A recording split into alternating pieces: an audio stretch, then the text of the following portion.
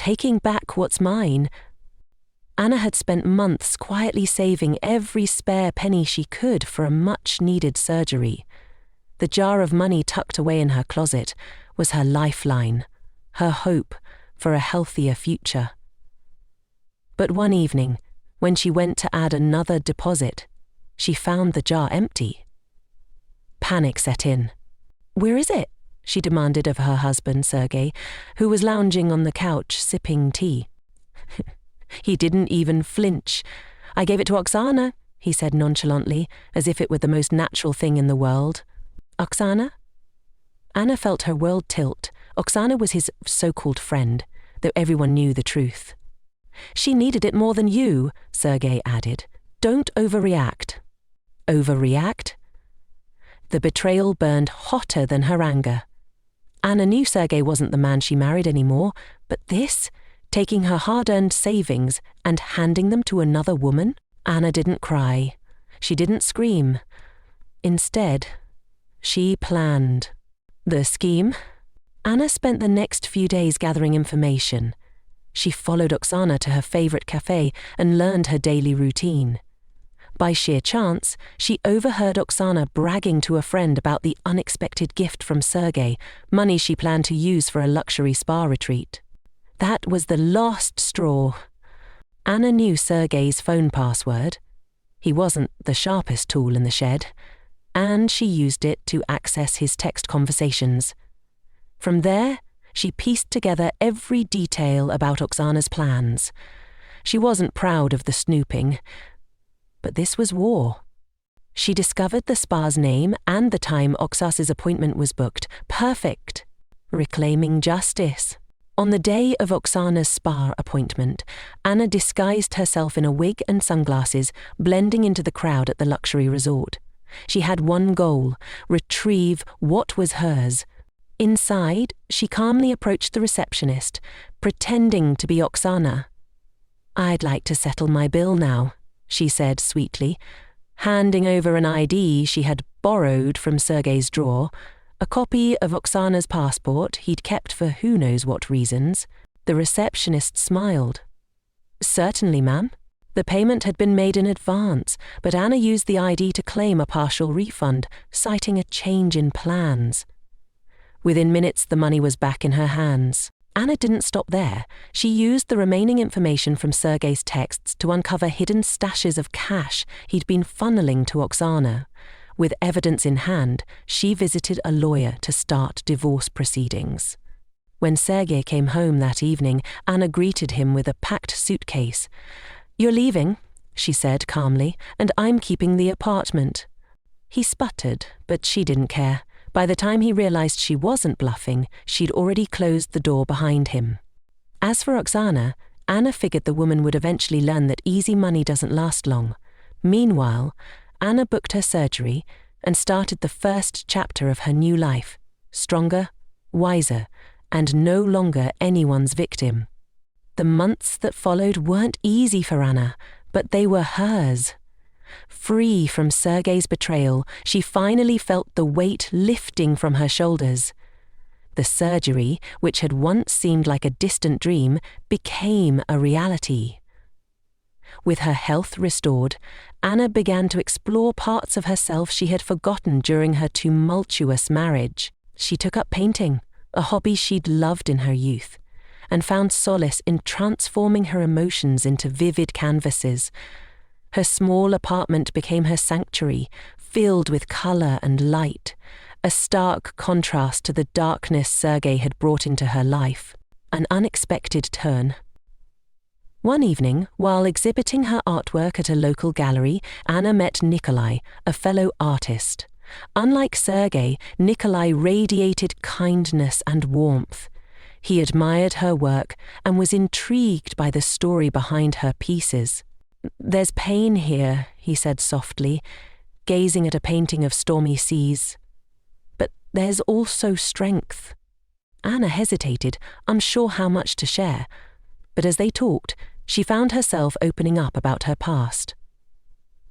To her surprise, Nikolai listened without judgment, his empathy evident in every word. Closure. Weeks later, Anna received an unexpected message. It was from Oksana. The woman had finally learned about Sergei's other indiscretions. Turns out Anna wasn't the only one he'd betrayed. Oksana apologized, admitting she'd been blinded by Sergei's lies. "I don't expect forgiveness," the message read, "but I wanted to tell you that I left him too. You deserved better." Anna didn't reply. She didn't need to. The chapter with Sergei was closed. A life of her own. As Anna's artwork gained recognition, she found herself thriving not just financially but emotionally. Her relationship with Nikolai blossomed into something beautiful, built on trust and mutual respect. But most importantly, Anna learned to love herself. Looking back, she realized Sergei's betrayal, though painful, had been a turning point, a catalyst for her transformation. She no longer saw herself as a victim, but as a survivor, someone capable of rebuilding her life on her own terms. And as she stood in her studio one sunny afternoon, putting the finishing touches on a painting that symbolized her journey, Anna smiled. She had reclaimed more than just her money. She had reclaimed herself. Stepping into the future. Months turned into years, and Anna's life became a testament to resilience and reinvention. Her art career flourished, and her gallery exhibits began attracting buyers from across the city.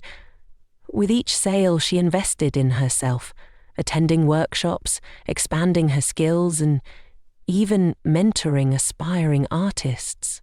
An offer too good to refuse. One day, Anna received an email from a renowned art foundation in Europe. They had seen her work online and invited her to participate in a prestigious international exhibition.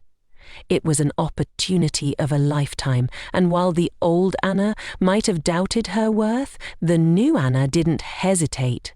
She packed her bags and flew to Paris, where the exhibition was to be held. Walking into the grand hall filled with masterpieces from artists worldwide, Anna felt a surge of pride. Her painting, a vibrant piece symbolizing rebirth, was displayed prominently. Visitors stopped to admire it, and she overheard whispers of admiration in various languages. As the evening progressed, Anna was approached by a gallery owner who wanted to represent her. It felt surreal, but she accepted, knowing this was the next step in her journey. A surprise encounter. At the end of the night, as the crowd thinned, Anna found herself standing on a balcony overlooking the Seine. The city lights reflected on the water, and she felt a rare sense of peace. "Anna?" came a voice she hadn't heard in years. She turned and froze. It was Sergei. He looked older, thinner, and carried a weariness she didn't recognize. He seemed surprised to see her there, his expression shifting between shock and regret. "I heard about your success," he said awkwardly, stuffing his hands into his pockets. "You done well?" Anna raised an eyebrow, unsure how to respond. "Yes, I have," she said simply, her tone cool but polite. Sergei hesitated. "I made a lot of mistakes. With you, with everything. I'm sorry." For a moment, Anna studied him. The old her might have sought closure or asked why. But she realized she didn't need his apology to move on. She had already done that. "Thank you," she said finally, her voice calm. "I hope you find your own peace someday." Without waiting for a reply, Anna walked away, leaving Sergei and the past behind her. A future of possibilities. Back in her hotel room, Anna stood by the window, looking out over the city. Paris had always been a dream, and now it was her reality. She thought about the road that had brought her here, the heartbreak, the struggles, the triumphs, and felt a deep sense of gratitude. The next morning, she called Nikolai, sharing the news of her success and the strange encounter with Sergei. Nikolai chuckled, offering his unwavering support. "You're unstoppable," he said, "and I can't wait to see what you do next." Anna smiled, her heart full. The future was hers to shape, and she knew one thing for certain. She was ready for whatever came next. A world beyond her dreams. Returning home from Paris, Anna was greeted by a wave of congratulations from her community. The exhibition had put her on the map, and galleries from around the world began reaching out. Each new opportunity reaffirmed her decision to take control of her life all those months ago. But Anna wasn't content to rest on her laurels. With the financial freedom her art provided, she began to explore other dreams she'd set aside during her marriage. She started traveling, visiting countries that had long fascinated her.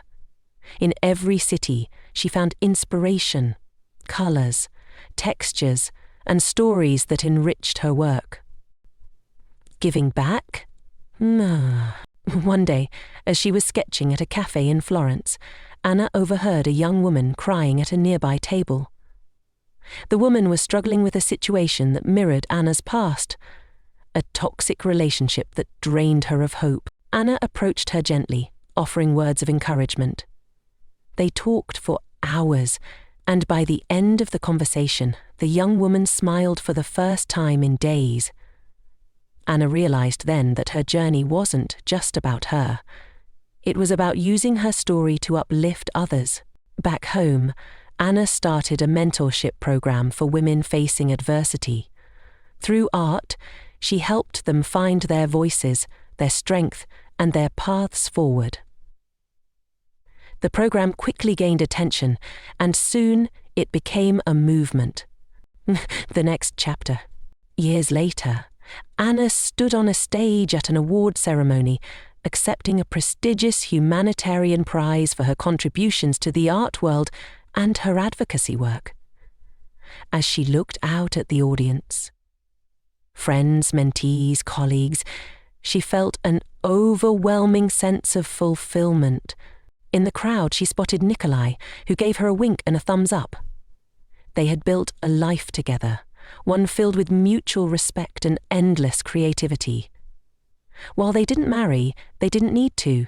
Their partnership was rooted in a deep, unshakable bond. After the ceremony, Anna visited her old neighborhood for the first time in years.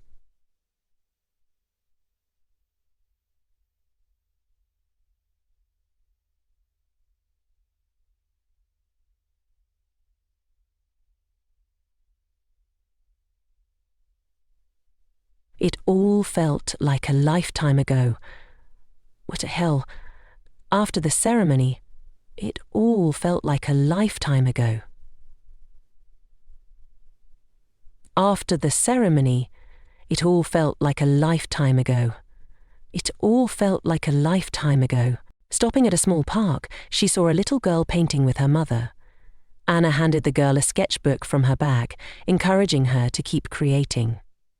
As she walked away, the child's laughter echoed behind her, a sweet reminder of how far she'd come. Anna didn't look back. Her life was no longer about escaping the past, but embracing the endless possibilities of the future.